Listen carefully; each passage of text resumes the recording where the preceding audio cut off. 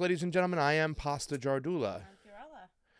Johnny Sue on the ones and two. And I was thinking of a question in my mind, so it just stumped over my lines that I didn't get to say anything. I noticed. I know, fam. I stuttered. I stopped. I paused. I want to say thank you to all the people on the Convo Couch YouTube. You guys have been amazing. Help build this channel. 26,000 subscribers. Wait, 25,000.9 because YouTube's doing that to us now. It's like 998 or something right around there. I don't know. I think they unsubscribe people every day. But we also have other avenues. We have a Rockfin, which is really cool.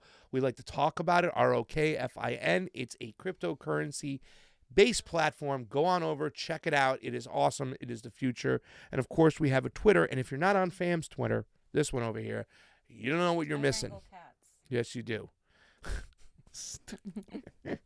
I heard them. Yes. Mother of cats. Mother of kittens over here. Anyways, let's say hi to a couple people real quick off the bat. Michael Cruz, we love you. I hope you like the trumpets in space. Maybe we can get a flying crab or a floating crab for you because we know you like your crab. I Val, like the turtle. You do love the turtle. I love the scuba diver or something. I thought it was Curious George scuba diving, but it's just it was just scuba diving. Val says pasta Fio. George Kraft, Rachel Mary Wynn, the one who knocks, Dan Howell. How you doing, Karen? We love you. Levi, Jim Lockett, and I think I got everybody else over there. Go ahead, like, share, subscribe. Get some people joining in, checking us on out. We want you to join in. And remember, go over to the Rockfin, guys. I think Nico's doing a show over there. He's talking about Mikey Figs. I used to call him Figsy. So go over there and check him out. Cheyenne Tierra, thank you, Cheyenne, for always keeping us in the loop.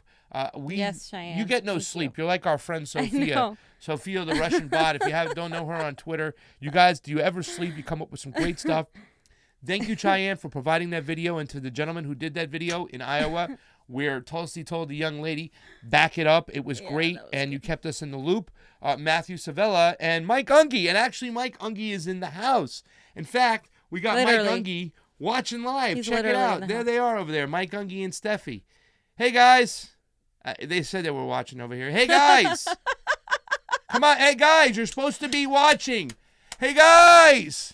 Would you guys leg up? Hey. All right. Oh, there they are. There they are. They got the Convo Couch shirt. They're watching. They're hearing. Yeah. Put down the book, Unge. Oh, my Lord. Yeah. Wake up and wave.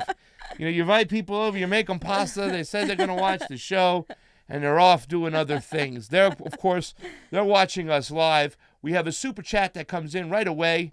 What channel is it on? Is it on the MCSC? Let me get over to the MCSC network. Did I say it right? MCSC. I know you like that picture of Adam Schiff there. Adam Schiff, 4 brains. Denise Gibson, 53, $2. Hello from Breeze, Illinois, or Breezy, Illinois. How you doing up there? Hi, Illinois. We got our friends out there in Illinois. Hard Lens Media. We love those guys out there. Kit Cabela, Daniel Lepker, and everybody else in that crew really was an inspiration to start diving into stuff, to look at stuff. I remember Kit back in the days breaking off from TYT, Illinois, and he was involved in radio, and he kind of split off. If you haven't subscribed to Hard Lens Media, go over there and check it out. Some of our inspirations. But fam, remember when I was around Christmas time last year? I'm so happy Christmas time is coming around this year. We used the power of Christmas caroling to get in the faces of some of our don't worry about it. It's okay. I will save it for laughs. But there was a guy who went and protest, and we'll show the song later on. His name is Adam Schiff for Brains. And I think I said this before, fam. If you go to my my Twitter, I have it pinned over there. It said, are you sure you want to open up Ukraine's Pandora's box over here? Because it's not going to affect Donald Trump.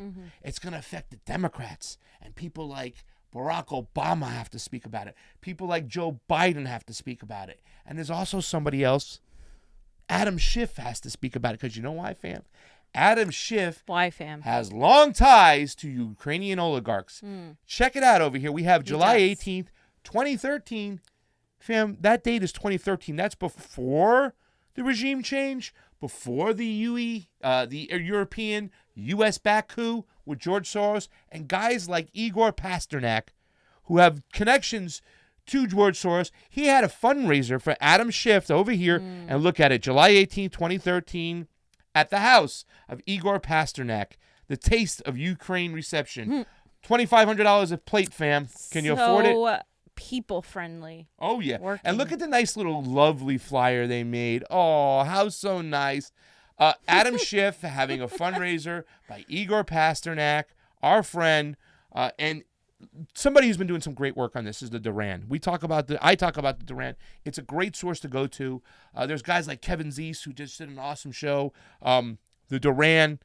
If you look into the Duran, they got some great stuff, and they point out these connections between these oligarchs, and right there it is. Adam Schiff's collusion with oligarch, Ukrainian arms dealer, exposed.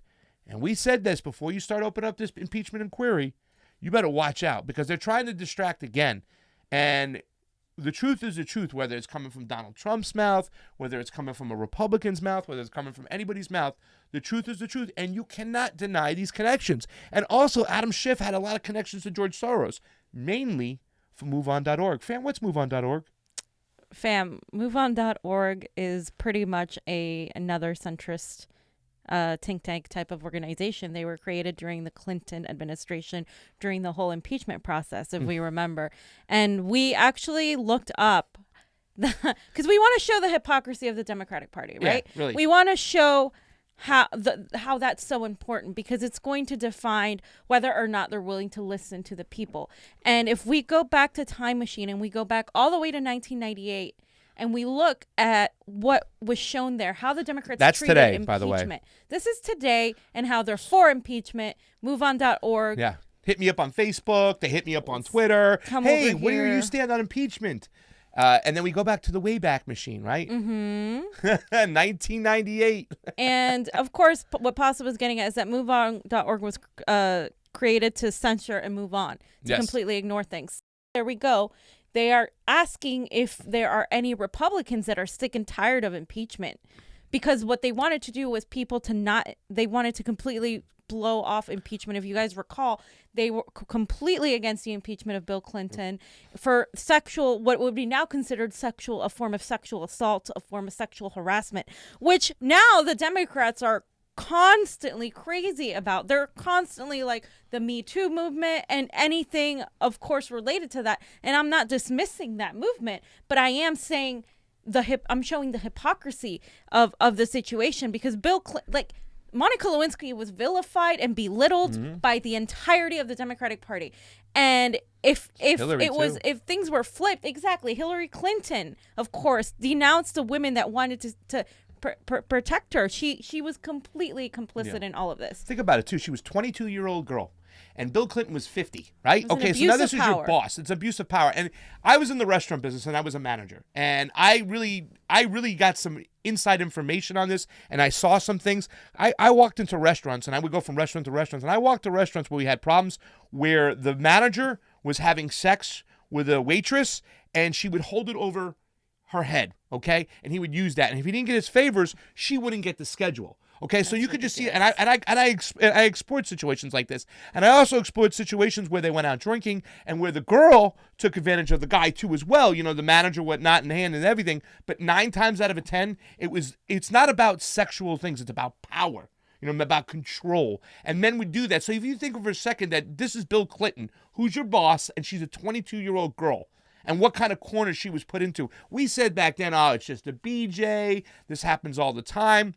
But if you think about it today now, it's pretty disgusting. And the whole sentiment behind Move On was like, okay, censor, look at it, and then move on. Right. Well, he was a boss. Hey, just move on. But yeah, maybe he, just move on. Censor it and move on. Don't impeach. And here's the difference between all these people saying Bill Clinton was impeached and Nixon was impeached. Here's the thing. Nixon was guilty. Bill Clinton was guilty. What is Donald Trump guilty for inside this impeachment? Inside the situation. Listen, if you want to impeach him on emoluments, go for it. I'm down. I've always been down for that. The businesses in Saudi Arabia, the business inside the Golan Heights, the businesses in Israel that Trump is connected to, you can get them on the emoluments clause. We say this now, and we've said it before, and we'll say it again. They won't do it. Why? Because the Democratic leadership, guys like Adam Schiff, okay, who are guilty of sin. This is part of the emoluments clause. Getting money for favors in politics, okay, enriching yourself, having businesses. This is what it's all about, and they're guilty of sin.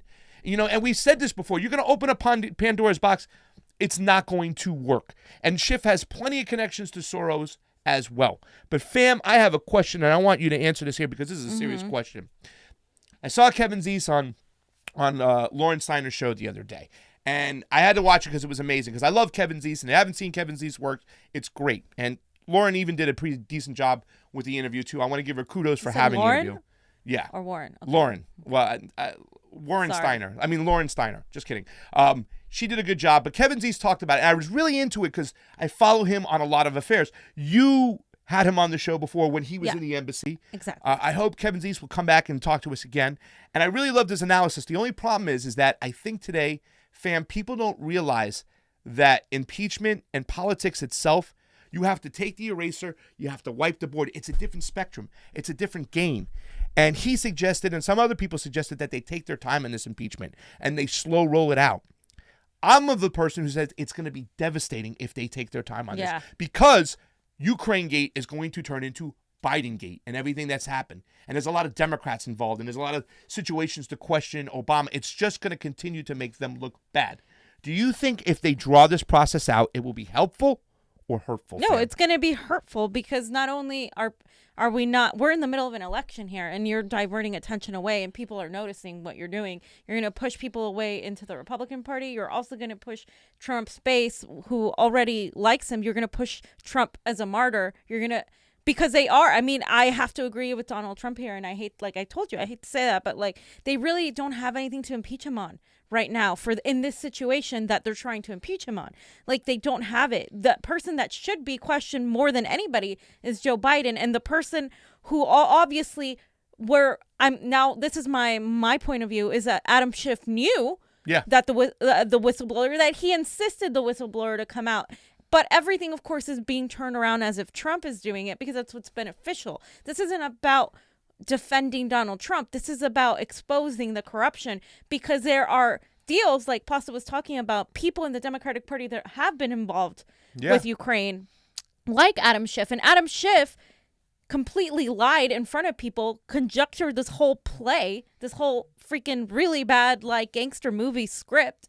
Yeah. And pretended and acted like, it was so terrible. It was bad. And it was really, it's misleading and it's terrible, and it makes you think that these people are out for control. And then you find out the connections that he has with Ukraine. Then you find out the connections he has with George Soros.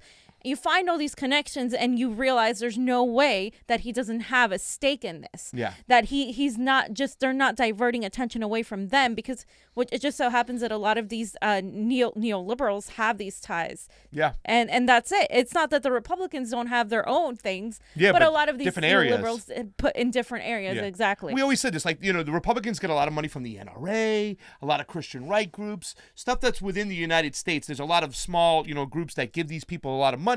But when it comes to your foreign policy right nowadays, it's been shifting, and it's been going more towards, the Democrats. When the Clintons came along, and the Clinton Initiative, and the Global Initiative and whatnot, they really switched to a lot of money from oligarchs and for people who have business dealings outside the United States, like Igor Pasternak. I knew who Igor Pasternak was, but I didn't know that Adam Schiff had a fundraiser with her. Can you put up that flyer one more time? Because I really wanted to sink in, because you can go look and see how Igor Pasternak, his businesses, they're connected to George Soros. He threw a fundraiser for Adam Schiff at $2,500 a plate. Okay? Isn't that like him meddling in our country?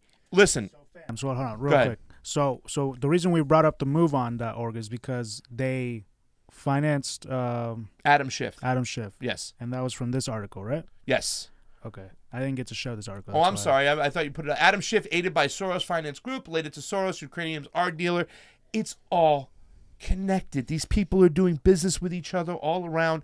That is why I was so upset when Tulsi switched her position on this particular impeachment, because it's about regime change. On the inquiry. On the inquiry. I didn't want her to be a part of it all, because here's what I'm saying. It's going to you're opening up Pandora's box, and the only people who are going to pay for this are the Democrats. You're going to lift up Donald Trump. You have to realize politics nowadays. It's not like it was before. If you let this process draw out and you try to extend this, the longer you go, the more information will come out on Democrats like Adam Schiff.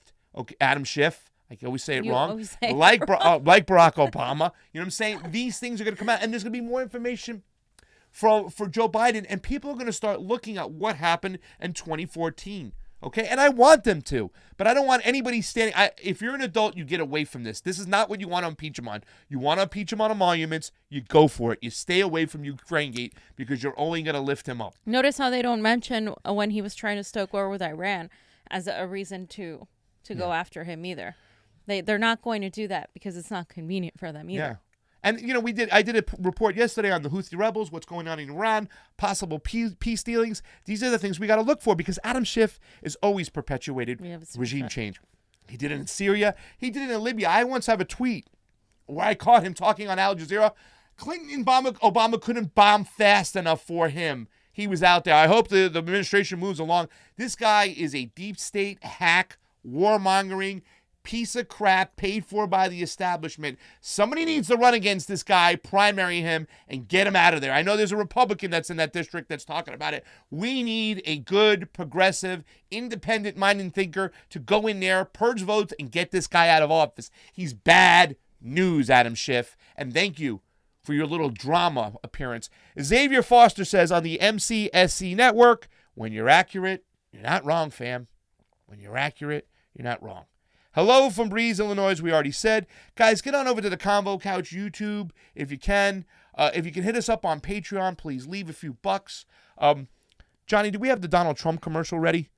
Because I just want to show this before we get on to the next point because this impeachment is just bad news for the Democrats. It's going to kill them. It's really maybe it's good because it will really finally expose them for who they are. Because that's going to come out of it. Yeah. But Donald Trump is already campaigning on you dummies. Take a look at his new ad. Joe Biden promised Ukraine $1 billion if they fired the prosecutor investigating his son's company. If the prosecutor's not fired, you're not getting the money. Oh, son of a bitch. Got fired. But when President Trump asks Ukraine to investigate corruption, the Democrats want to impeach him, and their media lapdogs fall in line. They lost the election. Now they want to steal this one. Don't let them. I'm Donald Trump, and I approve this message. They used that footage from Pelosi. The footage that we used. Yeah. Exactly. You use all that footage. Listen, it's a different game, ladies and gentlemen. The TV channels don't control everything. They have a lot of still a lot of pull and a lot of power and a lot of persuasion. But independent media is here. People are off the grid. They're looking at stuff that they're not gonna be able to control this. This is gonna get out of hand and they're gonna really screw them up. There's been an awakening, and obviously,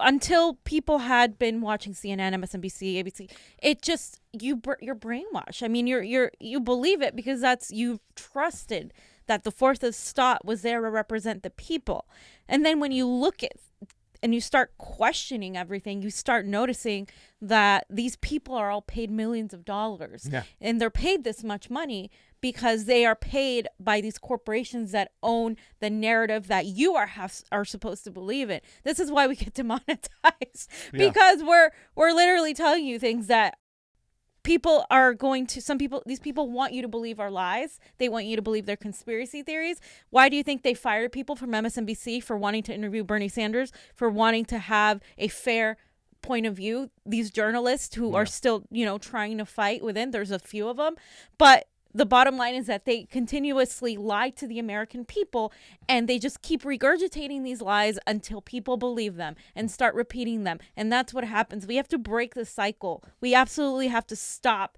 and question every single thing, every single narrative, and stop assuming that because they're Democrats, they're right. Yeah. And because the Republicans are wrong.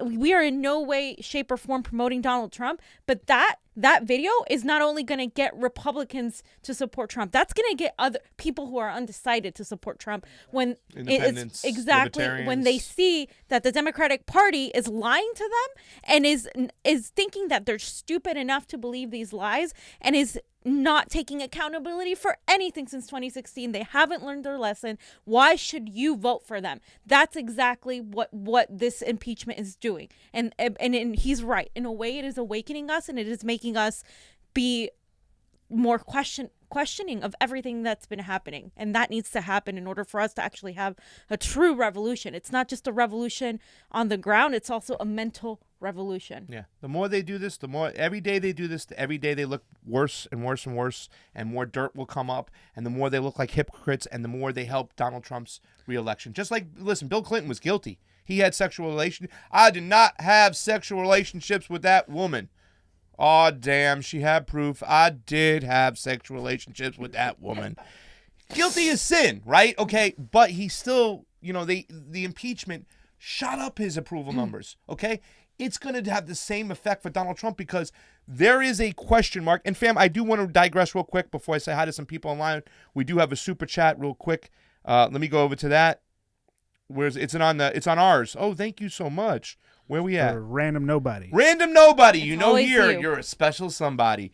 Here's some dollars. Been enjoying the Trump Twitter meltdown. Thank you so much. We'll talk more about that. Here is the area where there is a loophole. Fam, you came out yesterday. Yes, we talked about I it. did. Let's talk about this because he did withhold aid.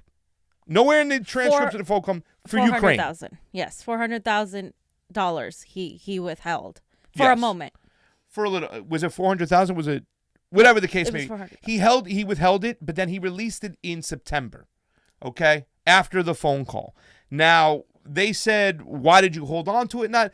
Donald Trump has been threatened to take away aid from all these countries. Even when he was campaigning, he says, "We got to stop giving these. I don't want to be the country that people are. We're the sucker country." And with Obama, we're the sucker country. I don't want to give them the money.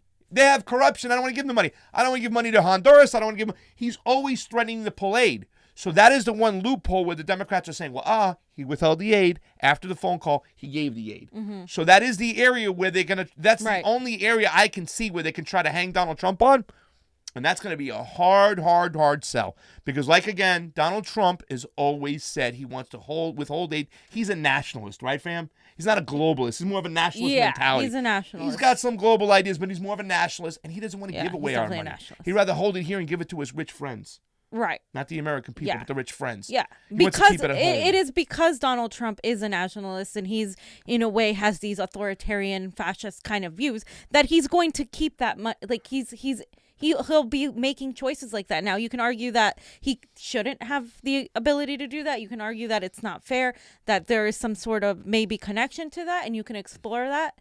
But to say that it goes beyond that, and like it's going to be very difficult to even prove that because of what happened prior to that, how the Ukrainian government was actually wanting to investigate, was actually wanting to reach out, actually reached out to us, and we completely blew them off because why? We didn't want them to investigate because it involved other people. It didn't involve Trump. It involved Biden and the Democrats. So they completely blew it off. I think there was also, too, like Giuliani went there, started snooping around, started getting down over there, trying to find stuff. After we heard the first time where they tried to get the information to Rubinstein, they tried to get the information to Sessions, their visas were denied because they had the the Obama appointee as the ambassador to Ukraine who denied the visas of the head prosecutor to come on over. And I think that kind of signals for some people to go over there and start seeing what's going on. Once again, there's nothing illegal that Donald Trump did in that phone call. I think that's the only area the Democrats will have. That's a slim area. I would have never made a choice to do it, but I think they're trying to make it a red herring and deflect from what really went on in the Ukraine where they're guilty as sin. Adam Schiff being one of them. Today's topic, Adam Schiff and the money. And this all happened in 2013. Come on, ladies and gentlemen. I mean, I know that you can say there's not exact proof, but where there's smoke, there's fire. This guy's having a fundraiser for $2,500 a plate. There's absolute proof that Adam Schiff has connections to the Ukraine. Yeah. I mean, that is absolute proof. And there's even more proof of Biden's connection and of what he did. He blatantly tells you what he did. Armin Manoogian. That's my boy. He made a good comment. What do you say? Trump and numerous other interesting comment. Trump and other numerous U.S. officials are guilty of violating sections of the Convention on the Prevention and Punishment of the Crime of Genocide. How can we just turn a blind eye to that? Say that one more time. Let me wrap my head around this. Armin, what are you getting all crazy and deep for right now? We love our fans. Armin Manoogian. Trump and numerous other U.S. officials are guilty of violating sections of the Convention on the Prevention and Punishment of the crime of genocide. Okay, but what does that have to do with the specific case? I mean, maybe he wants to get Trump that way, right? Well, yeah, I get it, but if we're going to apply, which genocide is he talking about? I'm not sure. I'm not sure. Armin, are you on the was he on the Facebook or? No, he's on the YouTube. You're on our YouTube? Okay. Okay, so I'm not sure, and I'll look it up. But we could definitely get Trump on emoluments. Dude, you can get him on emoluments. He's dead. Listen. Nobody's against getting him. It's how they're doing it, Yemen. and what they're focused on, and why they're doing this. The Russia gate was bullshit, and this Ukraine gate is directed in the wrong wrong person. Yeah, we can't use this to get something else, because then it's Yemen. It can be used against us. But once they can turn around and do the same thing. Like it's not in a court of law that it wouldn't hold up. You can't use one other crime to punish somebody for something else. Like it's just that you have to prove it. And once again, Armin, with that situation, you're going to have to go back and go after Obama. Obama started that war. He funded the Saudi regime back then that waged this war, and it continued to wage this war. So it's going to be a really hard sell. Once again, and the same thing when it comes to emoluments, fam. The reason why they won't go after him on emoluments is because Nancy Pelosi, Dianne Feinstein, Chuck Schumer, all these people are going to have to explain how they made millions and millions of dollars while in office. And like the great FDR said, the only way to make money in public service and as an elected official is to be corrupt. Yep. They took the money. And you can't change the system by taking its money. Famously said by Bernie Sanders. Fam. Yes. Another super chat? Yes, we do. Giovanna Liviana. And really quick before I talk about Gio, what she said, and Gio, Danny Newman says Trump will be, in history of the books, the best president of the United States ever had. I don't think so, my man. Or my lady, Donnie. I don't think so at all. I mean, but I think he's terrible on foreign relationships and foreign policy. Enacting sanctions. He doesn't understand cryptocurrency. He doesn't have. Yeah, I thought he knew what neo-Mercantilism and taxing. was. I mean, the economic ways of giving money to his rich friends. Yes. And taking it away from the people that needed most. Yes. I mean, and just that is not productive. If you want to look at it strictly, non-emotionally, regardless of his words, whatever, we're looking at how he deals with economics. I don't think so, because in that regard, he's not really growing the economy for the people that need it. He's only growing it for the people who have money in the stock market. Which is he'll be the best president ever for people in the stock market. Even Obama was good for people with money in the stock market. The thing is also, I think Donald Trump has not paid any attention really, and I can't point the finger to the Democrats who've paid attention. Obama didn't pay attention to poverty, to homelessness. You know what I'm saying? It's a very serious problem that no politician is addressed for a long time, and it keeps growing and growing and growing. It's the thing that really hurts me the most and makes me cry is when I see poor people, homeless people on the street in the richest nation in the world. It's just unacceptable, and we're over 600,000, and in LA we have a lot of people. We have over 60,000. 65,000. Yeah, 65,000. The number keeps and that's raising, not counting the people that are homeless sleeping in other people's houses. Yeah. Homeless sleeping in their cars. Which is illegal. There's different types of homelessness now. Yeah. And now they can arrest you for standing somewhere. Yeah. And that's legal now. So they're criminalizing poverty, which is that needs to be addressed too. So Donnie, we appreciate you watching our show. We disagree. We love you to watch our show. We want people outside our echo chamber. We never stray away from that. We disagree, but we respect your opinion. Yeah. Giovanni Liviana. Sorry, I made some pasta today. Biden told himself at a CFR event in January of 2018, and the video was published the same month. Kyle Kulinski showed the damning bit then too.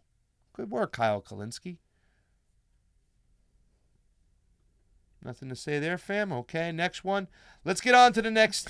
We should get on to the next topic. Let's get on to the next topic. Let's get on to the next topic, fam. Your boy, your friend, bro, Jimmy Dore. Oh, my man, Jimmy Dore. JD, what's up, baby? Jimmy did an amazing. SZ. That's Steph Zamorano. What's up, SZ? Sorry, I'm being funny now. Go ahead. What did Jimmy do? Jimmy did a wonderful interview on with Khanna. This is vintage. He addressed I liked his style, I liked his tactics. He was friendly and nice, but he was also kind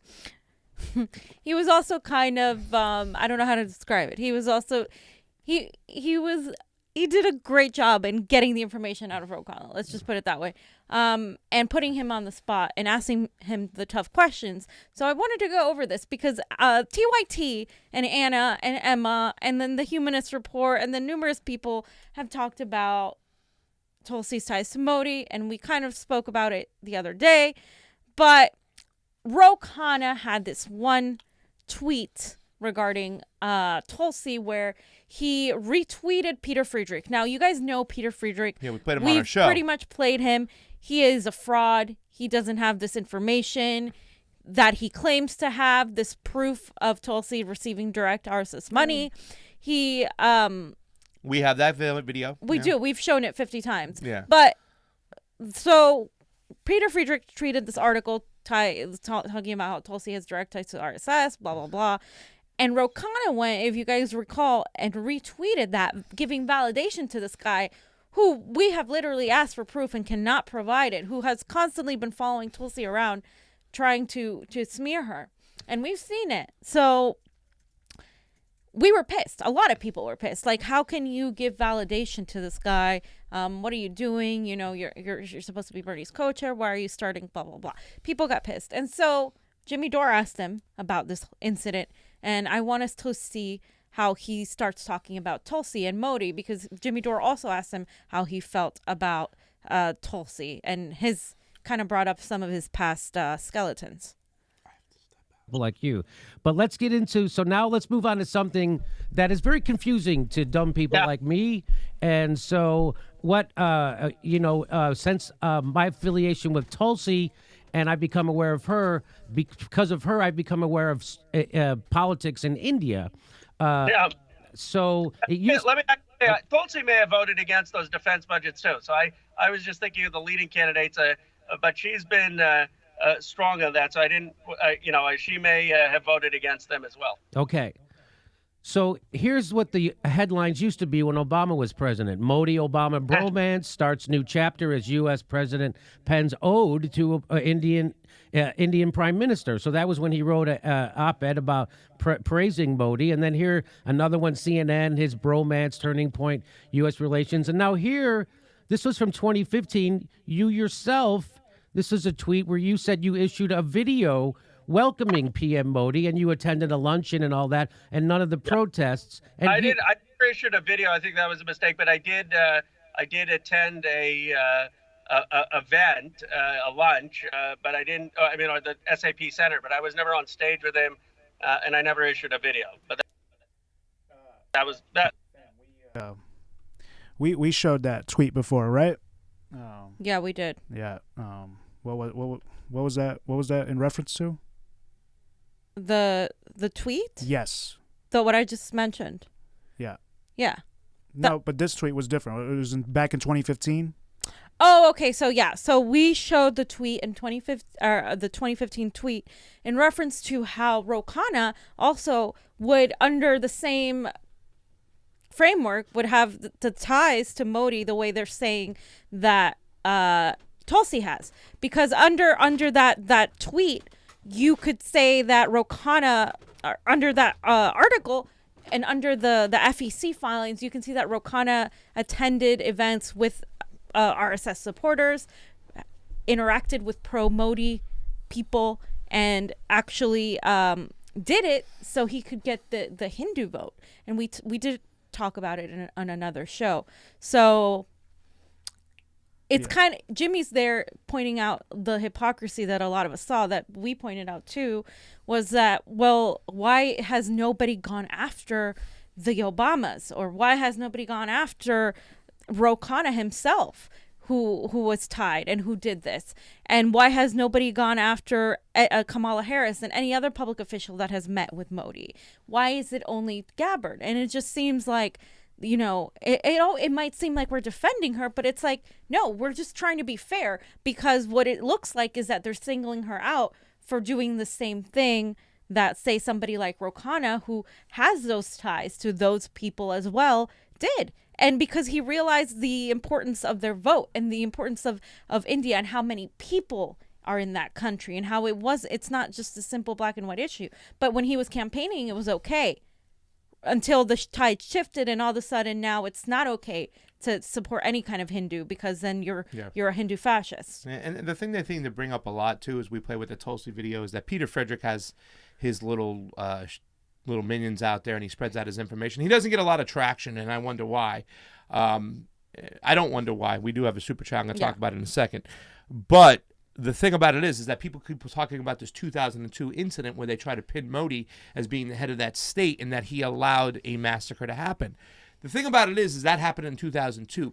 Modi had a love affair with Obama in his terms, okay? So that was way after 2002. So the fact that you never heard that thing brought up, you know what I'm saying? They're just looking for specific areas where they can attack Tulsi Gabbard. And the thing about it is that people leave out the geopolitics of things. It's like she said, the most drills we run in that area of that South China area, there's China, there's Russia, and there's India. We run the most drills with India. India is the only new superpower in that area. So geopolitically, financially, our monetary system, all these other things that, of course, could use some work on. I'm not saying they're the best things in the world, but that's the only ally in that area. And now all of a sudden, these new claims come out of nowhere. Where were they years ago? Where were they years ago? Are you telling me that this is happening last year? We just learned about this with this one guy who's talking about the RSS and the BJP and not talking about the past leaders, not talking about the poverty raising, not talking about the geopolitics of the situation. And not even that, Pasta, and not even about Modi. Just why are they tying Tulsi to him directly? Does she have a bias? Probably. She's Hindu. I mean, but you can say that about everybody else that's Hindu and is in our country. It doesn't happen with other people. We're not tying Bernie Sanders to Netanyahu. We're not tying these people to other foreign countries. Why all of a sudden these ties? Why, as you said, the timing? And so let's go back. And play the rest of it. Gotcha. That tweet I think the campaign put out. I mean, there is no video. You can check that. Okay, I did look. I didn't find it. So Kamala Harris also 2 years later welcomed Modi when he came to the United States.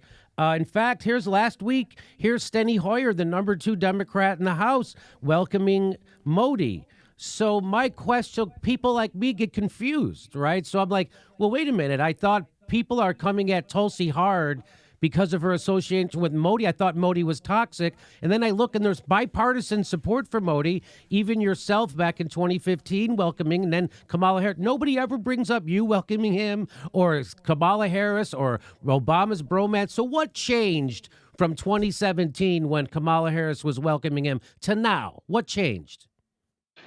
Well, first of all, he is the sitting prime minister, and there has to be a relationship with the United States and India. And I think that's pragmatic, and no one is going to criticize a member of Congress or a senator or a president from meeting him. I mean, that would be a dereliction of duty to not meet with the sitting prime minister of India. All I have said, and it's particularly tomorrow is Gandhi's 150th birthday, and as you remember, Jimmy, my grandfather spent 4 years in jail in the 1940s during Gandhi's independence movement. All I have said is in America, we need to be clear that Hinduism, I love Hindu faith, is what Gandhi envisioned it to be, which is pluralism, that we should be for Muslim, Christian, Jews, Buddhists, all having the right to practice their religion, that we shouldn't be for nationalism, and that we need to have a pluralistic interpretation of Hinduism. And that's all that I've said. So you're saying that you can be for pluralism. So Modi would be considered a national. Because I think the irony of the whole thing is that the guy who he retweeted. He goes on and talks about it. I was going to say, Johnny, we should go to that But if you want to read the super chat first, I'm going to read the super chat, and I just finishing my thought about this guy is praising Gandhi. Like, here he is talking about Gandhi, talking about pluralism, and the person who he retweeted is going around trying to get Gandhi statues removed. So you should do your homework, He's not praising Gandhi, though. He didn't praise him. He did say that it's his 100th birthday, and Gandhi preached pluralism, and that's what we should... Well, yeah. Yeah. So he did state a Gandhi thing, and the guy who he retweeted is trying to take down Gandhi statues. Yeah, he doesn't... It's just kind of... He gave validity to someone that shouldn't have it. Exactly. Yeah. Xavier Foster, $5 on the MCSC network. Get on over to the CONVO Couch YouTube and help us out, Xavier. We love you over there. Do you know how our tax dollars are being spent? Higher taxes won't fix a thing because of corruption, i.e., them states and cities, growing number of homelessness. Listen, I'm not going to, if you want to just try to put this on Democrats only, you're not going to have, this is one whole big system. Right. And Republicans have a part to play in this too. Don't think that Republican conservative policies are the way to go. I'm saying that we shouldn't be necessarily follow the Democratic Party blindly and just ignore all Republican policies, but this is one whole big party. It's still a corporate state. It's a misdistribution of resources, and both the Democrats and Republicans are complicit in it. Yeah. It's both. All right. Go ahead. I think I found the spot. 76, and who made the DNC decide to winnow the field? Well, that's of course I agree with all that stuff you just said.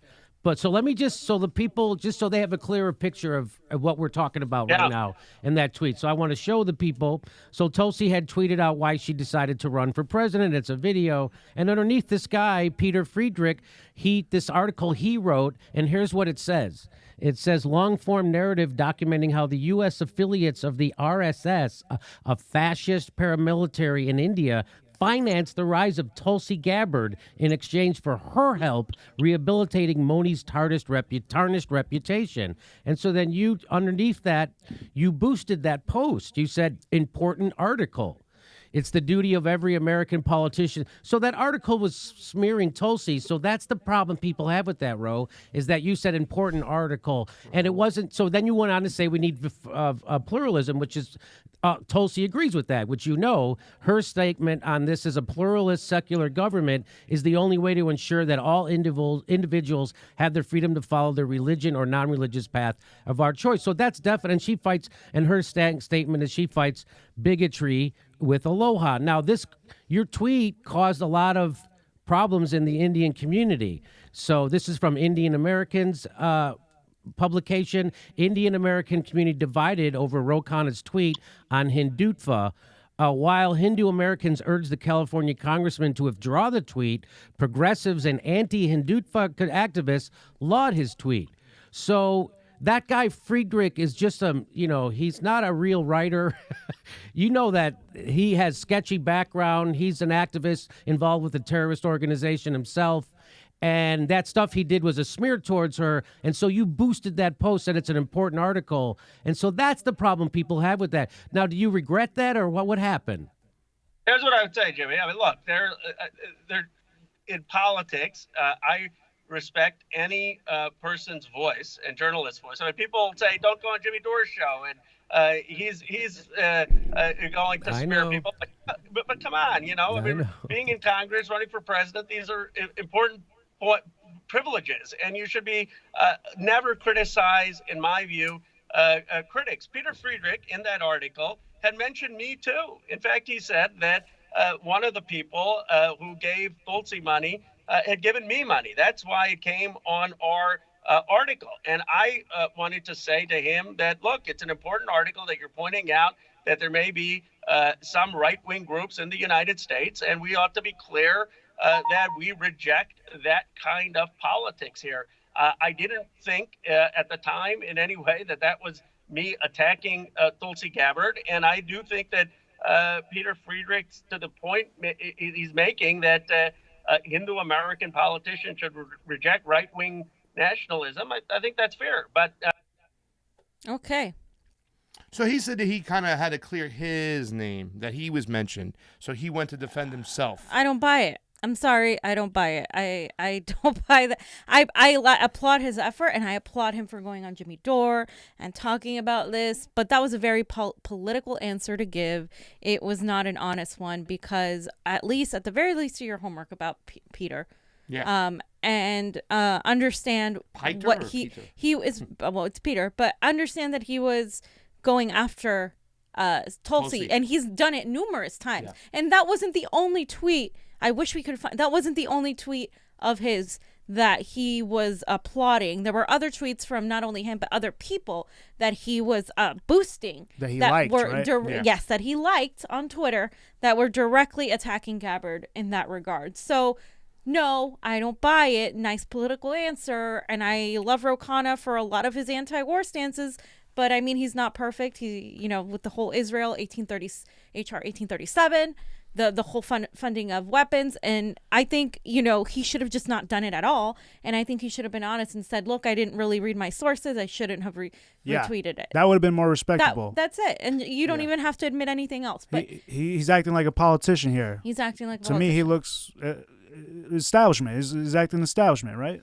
Well, Roe has always been caught in that middle ground. If you remember the sane progressive that some people said there was the insane progressive, whatever the case you want to be about her, I know she kind of blew off, but she got really upset when Jimmy Dore had Ro Khanna on his show. That was like the start of I've seen her going off the reservation, getting really pissed off because we had read the WikiLeaks documents when it kind of showed Roe somewhat pandering to the Clintons, and where he got his money was suspect. A lot of people within the Silicon Valley. So it was always been we've always looked at Roe like this. We've always appreciated his anti-war sentiment. Yeah. And in this video, he says, I was the first one to talk about lifting sanctions in Venezuela. Well, can you get Bernie Sanders aboard with that one too as well? And educate him. You know what I'm saying? Let's get people aboard with that if that's what you're for. And that's great. The Yemen stuff, he was always opposed to it. So I always loved the fact that Roe was front and center because he was an anti-war guy. Yeah.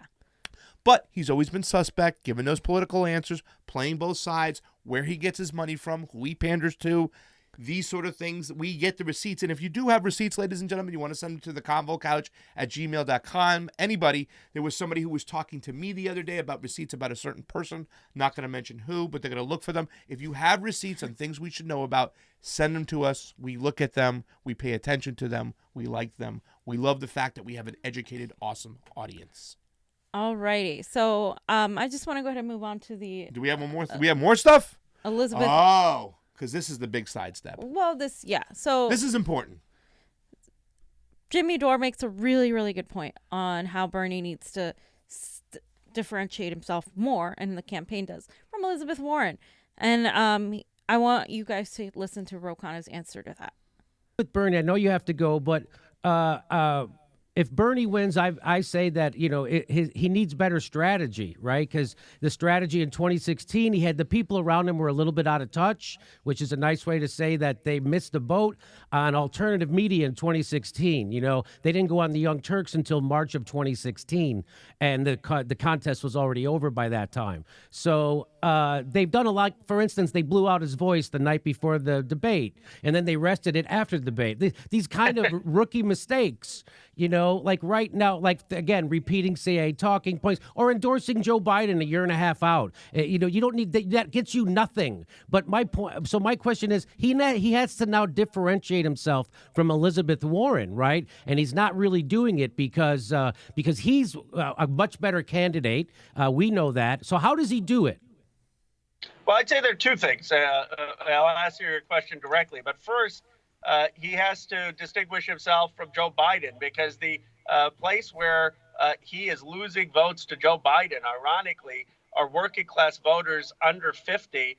In Iowa, many of them white working class voters under 50. And Biden, because of this narrative of being the person who grew up in Scranton, Pennsylvania with this image, is getting some of those votes. And Sanders is their second choice. So I think he has to clearly point out that he has been fighting for unions. He's for Medicare for all. Joe Biden isn't. He has opposed NAFTA. Joe Biden was for NAFTA and TPP. He has fought for a $15 minimum wage. Joe Biden hasn't. And that he's really the champion.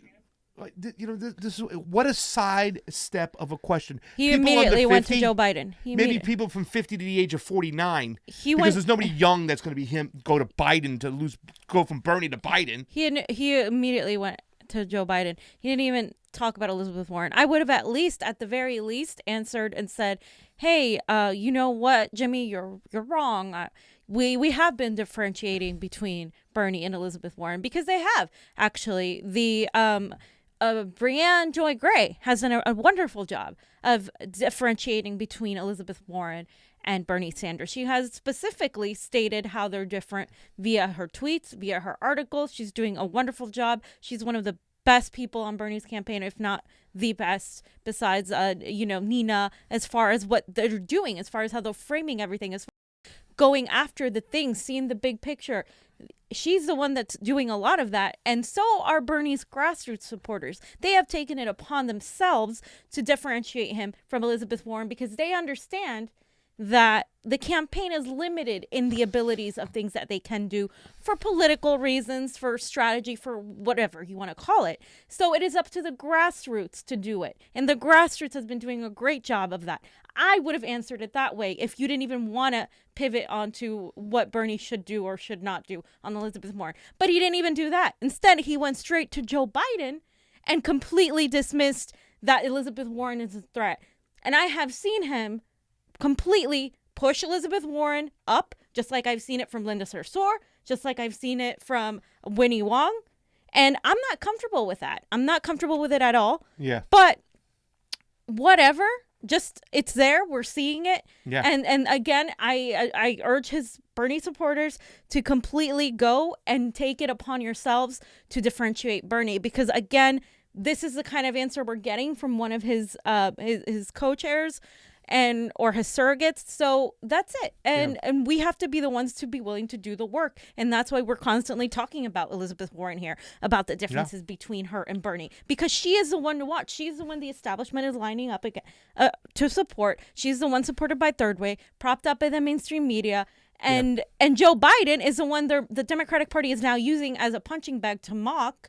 He's not the real threat here. He might not even make it out of this next couple weeks. She's copying Bernie verbatim. She's copying his entire plan. How dare you not even admit that she is a threat? And here's what Cheyenne Tierra said on the Facebook. Warren is hosting a big DNC fundraiser with Pelosi. That, when you gave me the strike 3, when you're done, completely done, was when I saw Elizabeth Warren. That was her third strike, clean strike, of going around with Hillary Clinton. I don't even understand where she can get off doing that. How that wouldn't just immediately sack your campaign. When it comes to public perception from the mainstream independents, they can't stand. And a lot of us progressives cannot stand, absolutely not stand, Hillary Clinton. She is the epitome of evil, and we don't want you. That's old news. And why does the camp, is it not true, fam, when people says, it looks like Bernie's camp is split? Because we also had a couple tweets from Shahid Buttar propping up Elizabeth Warren, was like, wait a second, something's going on over there where they're just not following it. Because if you follow the money, you'll see that Elizabeth Warren is an automatic strike. Get out of there. You cannot support this woman. She is a losing bet, fam. So don't you see some form of split within the camp of Bernie Sanders? Well, that's because Bernie Sanders supporters are a multitude of people. There you have people that were maybe ex-independents, Republicans who support Bernie, and then you have people who were maybe a few who used to be establishment type of people, all that way, because it's representative of the split of the Democratic Party. But within Bernie Sanders' campaign, there is a clear divide. A lot of the people working within the campaign come from more of an establishment setting, and they are comfortable with Elizabeth Warren. They see her as an ally. They think, oh, this is great. We're going to reach for Bernie, but, it's okay. Elizabeth Warren is great. You're seeing that from the Evan Vigilans of the world, from the grassroots, the people who are on the streets, the people who were there for Bernie in 2015, 2016. Those people, you're not going to see a lot of Elizabeth Warren love. In fact, they are very, like I said, ardently working against that narrative, because they understand that when it was time for Elizabeth Warren to put her integrity and her values over her career, she chose her career. And she chose her career yet again. So is she an ally? No. Is she taking the money? Yes. Is she going to take more money? Yes. Is she supportive of Medicare for all? No. She wants access to affordable health care and talks about a Medicare for all framework. So the Bernie Sanders supporters do know that difference. The grassroots does. But when it comes to people in the campaign, they're a little bit more pragmatic, and they think, well, maybe I can get something out of Elizabeth Warren.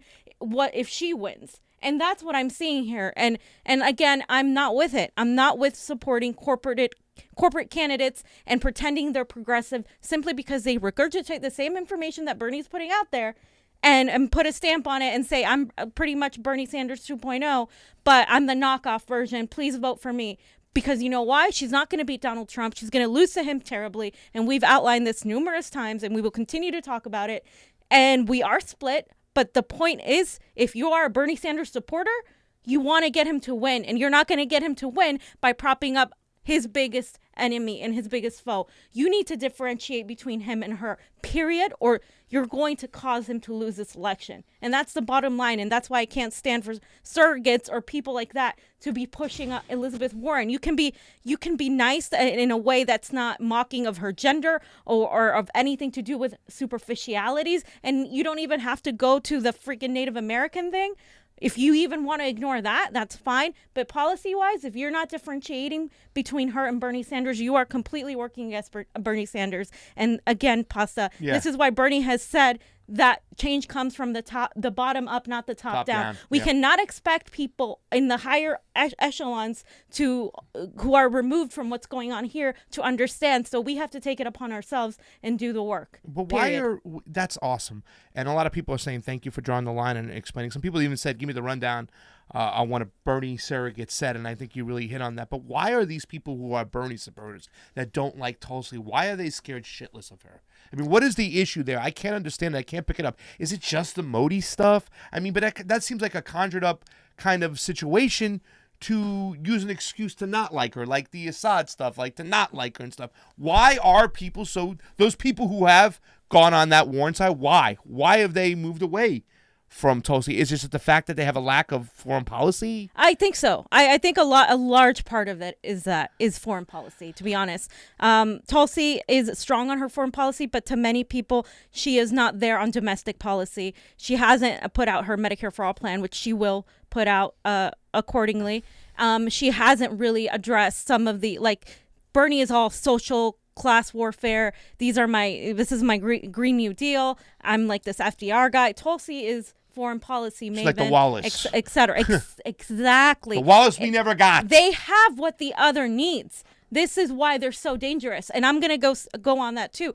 Together, they would be the most dangerous force for the establishment. Bottom line, military-industrial complex, corporatist Wall Street. Bam, you have those together. With Elizabeth Warren, it wouldn't be a change. It would simply be just trying to fix it, trying to put these little Band-Aid solutions. And that's the bottom line. And I think some of those people, they're very minor Bernie supporters that don't like Tulsi. Some of them don't because they're afraid that, they feel like she should have supported Bernie instead, that this is Bernie has the biggest shot. So let's strategically, let's run and then she can run next. And that's their belief. I think she is, personally, this is my opinion only, I think she is pivotal to him winning this election. Because if he has the biggest shot, if we're operating under that mindset that he has the biggest shot to win the primary, then we have to operate under the mindset that he needs an ally, that he needs somebody there when let's say we go to contested convention, they try to all come around Warren, he needs somebody there to at least help in the fight. And the establishment sees that she is a threat. And that's why they're continuously spreading these smears against her, trying to make fighting between the Bernie Sanders campaign and the Tulsi campaign and their supporters attacking each other. That's what they want. They want that. Because when that's broken, boom, you're just going to have them working against each other. Yeah. They can get to do whatever the hell they want and they move on. And that's it. And we all lose. I think the fact is that people have to understand how important foreign policy is. If we understood MMT and we just created money for whatever we want, are we going to still continue to make money to build bombs, to bomb people? It's a moral thing too as well. And it's so tied directly to what happens at home domestically. If we do live by this monetary system where we spend a certain amount of money on foreign policy and giving aid or bombing or arming people, we're going to have no money for the stuff we want at home. I know you got a super chat, but but I just want to say, Pasta, to counteract your point, you're never going to get people to pay attention to foreign policy if they can't feed themselves, if they are under debt, if they're working 40 hours a week for no money, if they're living in their cars. You have to address the underlying class issue here. And this is where the Bernie supporters a lot differ, because they look at that as the primary thing, because they can't think about foreign policy. And it's not just Bernie supporters, it's people in general. We as Americans don't pay attention to foreign policy because we can't, because the majority of us are working 3 jobs to make ends meet, can't afford rent, can't afford to go to the doctor because you're afraid that you're going to get hit with a crazy copay and you're going to get billed. You're paying your student debt. You can't even look up. So yes, we should be more educated on foreign policy. Absolutely. Yeah. And there is a direct connection, and I agree with that. But until we address those concerns domestically, then you're not going to get their attention. Well, I used to hate when people say, why can't we do both at one time? I think we need to do both at one time. We do need to do I both. lost that one super chat, but the other one said Corsi versus Mueller. Hearing today, Robert Mueller forced Dr. Corsi to lie about Russia collusion and the YouTube. I don't think the video came up. April Mendoza. Actually, it came up. Dude, I lost the other. Oh, I got the other $5 one back. Random nobody again. What about Jesse Ventura, Green Party? If it's Warren versus Trump, I think he's going to wait. Jesse Ventura, the Green Party has already contacted him. If it is Warren, if it is Kamala Harris, if it is somebody other than Tulsi or Bernie, look for Jesse Ventura to definitely jump in there, and then we'll blame not only Susan Sarandon for Donald Trump getting, we'll blame Jesse Ventura. Now you got a video over here, right, Johnny? Well, yeah, this is from that super chat. So supposedly. Corsi. Dr. Corsi. Do you know who Dr. Corsi is? Mm-mm. Who is he? I feel like I've heard his name before. I have. I believe he was the person in the Ukraine that was where the whole, and I could be wrong. I know that Ukraine Gate is part of getting to what's going on in Russiagate, because the owner of CrowdStrike, he is from Ukraine. He's an oligarch over there. Now, I remember they started this whole process, and I believe Dr. Corsi's name came up during the hearing, and I did watch the hearing of Robert Mueller, which was a sad, sad report, but they said, why didn't you go down there and question what was going on with Robert Corsi as far as things concerned, as far as how it originated Russiagate, I believe. I could be wrong, John. What do you have? We'll just have to look into it later. It's like a 40-minute It is? Yeah. Okay. Yeah. We'll have to look into it. We'll look into it. I remember the name Dr. Corsi. Dude, you could spend all your time following the Russiagate stuff. There is so much stuff when it comes down to it, how they lied. And the whole thing about it is that you could just dive down the rabbit hole yourself and find the information. It's out there. They can't hide it. There's a lot of independent journalism. There's people like us just showing up with a camera and a microphone that's got certain people. They took pictures, screenshots of documents that they try to wash. That's why we use DuckDuckGo a lot. But there's a whole deep dumpster dive of shit to find out when it comes to Russiagate, Ukrainegate, and how everything propagated. Okay, fam. This has been a long show. It's been a very long show, 63 minutes. I want to send some shout-outs to some people who are on the Convo Couch YouTube. Armin Manugian, spending nearly $1 trillion a year on war is the primary reason we're not properly addressing domestic economic concerns. Absolutely. Foreign and domestic policies are deeply intertwined. Absolutely. They are. And especially if you learn MMT, it will open up the eyes. But people don't make that connection. They don't. They make the immediate connections. Which first. is so what we have to think about how people think, too. We do use Ecosia you saw that. propaganda. Use Ecosia propaganda. We want to make an advertisement where Apostle's like dressed up in a Viking outfit, and then use Ecosia. And then some there's like a just drumming around with the Viking act. Hey, use Ecosia. Karen M, what's up? Paul, BSO Gaming, Bonnie, Florno, Thomas, Sermon, Gabarwala, and of course we have Michael Cruz. We love you, my man. Thank you so much. We're gonna get that shirt for you. He's we sent out some shirts, and James Elia, when he get back on, we need to see you in the shirt. Yeah. Super progressive. She sent a picture of the shirt. We love to have a picture, super progressive, of you wearing our shirt. We would love that on the MCSC network. And by the way, almost 200 people on the Convo Couch YouTube, almost 200 people on the MCSC network, over 20 people on our Facebook. What a great audience today. Jilly Love 101, Mike Fagan, Mateo Peru, Bryant Daron, Irene Burns. We love you all. Tony watches us. Aurelius Prime, Rogue Cow, some familiar faces, some familiar names. Jackie Smith, thank you so much. I always see Rogue Cow on there. All right, Pijman. Mr. Fred Edward. All right, Pijman. We'll talk about those messages one-on-one, buddy. We can't address it right now, but Cheyenne Tierra, thank you so much for being such a great fan. Squids McCracken, we love that one. Leland Jung, James Brennis was over here as well. And of course, Michiko was in the house. We love you. Michiko and two of our favorite special fans, Rocky Bellinger, we love you. Rocky. You sent us a picture with that shirt on, that Convo Couch shirt. And our other boy, Michael Yu, hanging on out with Stephanie. Hopefully you're watching the show and not reading a book or playing solitaire on your machines. Fam, you got anything else to add before we get on out? No. I mean, we said a lot here.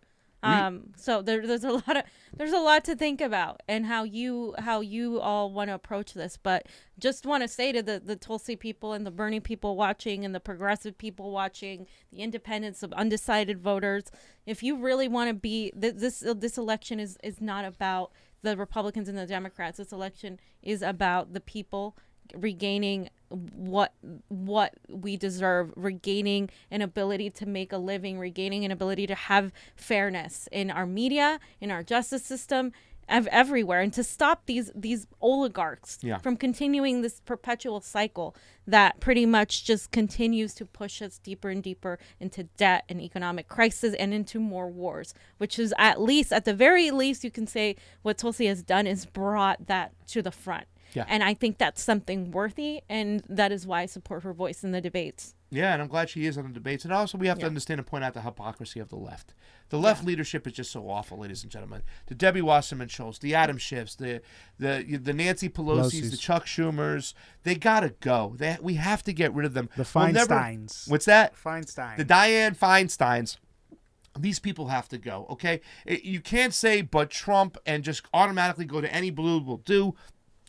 And we have to realize people like Hillary Clinton are a cancer to this party. Elizabeth Warren has zero shot. Ladies and gentlemen, I speak to a lot of libertarians, a lot of independents, a lot of Republicans. I do. I listen. I speak to them on a regular basis, and we talk politics. They will not accept it. We will never get those votes in the middle with these people, okay? They only represent the people within our own echo chamber, these people within the California Democratic Party, which is not a progressive party. It's an insider party, and it's insider people who are pushing these heads within the Democratic Party. If we continue to go down that path, if we take another step with the Elizabeth Warrens, we're just going to end up flat on our face, and the Trumps of the world will continue to win. And it's going to discredit our movement, because they're going to say, look what happens when you run a leftist candidate, a progressive, against Donald Trump. People don't want that.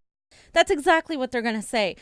They're going to use it to discredit our movement. It's either all or it's nothing. Yeah. It has to be. Yeah. So I urge everybody to get involved locally in somehow in their elections, or actually run for office. A lot of people here are running for delegates. A lot of people are running to get involved in the committees. All of these things are important. And because, again, it comes from right now, once we have our more and more progressive in these positions of power, it's going to allow for more of it to come in. And if there is a third party in formation, it's going to allow that third or fourth party, whatever it is, to come and have a shot at actually gaining people. That's when we're going to see change, not when we expect these instructions to come from the top. Yeah. And Jim Garrison gave $10 on the MCSC network. Jim Garrison, if you haven't subscribed to the Convo Couch YouTube, please do so, and get over to the Convo Couch Rockfin. It's important to watch and listen and share shows like this. Jimmy also said something important too. He was talking about the old network he was on. In 2016, people caught on late to TYT, and that's why it was already too late by the time they caught on. Shows like this, we talk about stuff outside the Beltway, outside the mainstream media. The reason why we don't like Elizabeth Warren so much is because we follow the money. And if you follow the money of mainstream media, if you follow the money of now TYT, the little hug kiss that Emma is boasting Elizabeth Warren, and you follow where Elizabeth Warren gets her money from, you'll see it's inadequate. It's never going to work. It's a cancer, and we need to get away from it. So share shows like this. Watch shows like this. These shows, we're mice squeaking against the avalanche, but squeak we must. You love that metaphor. Chris Hedges said it, and that's what we're doing. And I'm really proud of the work we were doing, because we did talk about Joe Biden in Ukraine the day he announced, while everybody avoided it. Listen, we could have saved the Democrats a lot of headaches from what we talked about 6 months ago had they only watched it, because it exposed exactly what Joe Biden did there and what happened. Bobby Boucher says the chickens is coming home to roost, and the chickens are coming home to roost, and they just pretty much handed slow cap for Mr. McDreamy, Can't Buy Me Love, for putting Donald Trump back in office, because that's what they are doing. Jim Garrison, get over to the Convo Couch YouTube. Johnny, anything else before we get on out of here? Nope. For Pasta Jardula, Fiorella Isabel, Johnny Sue on those 1s and 2s. Go over to our Rockfin. Okay, come out. Bye, guys. We love you, Mikey Hughes staff. Thanks for watching. They like your hair. We love your hair. Whose hair? Her hair. Oh, my hair? Okay. They're saying, yeah, they like your hair. Oh, thank you. All right. Huh. I thought you were talking about Pasta's hair. Convo out. I said Convo out. All right. Peace.